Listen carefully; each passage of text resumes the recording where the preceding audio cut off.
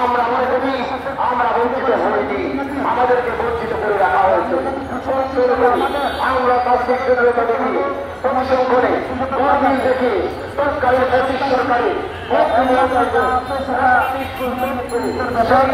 তৈরি করে যাতে করে অন্তর্ভুক্ত করলেও সকল প্রকারে শতভাগ সাগর টাকা থাকার পরেও সকল অবকাঠামো মতো উন্নয়ন থাকার পরেও পর্যাপ্ত ছাত্রছাত্রী এবং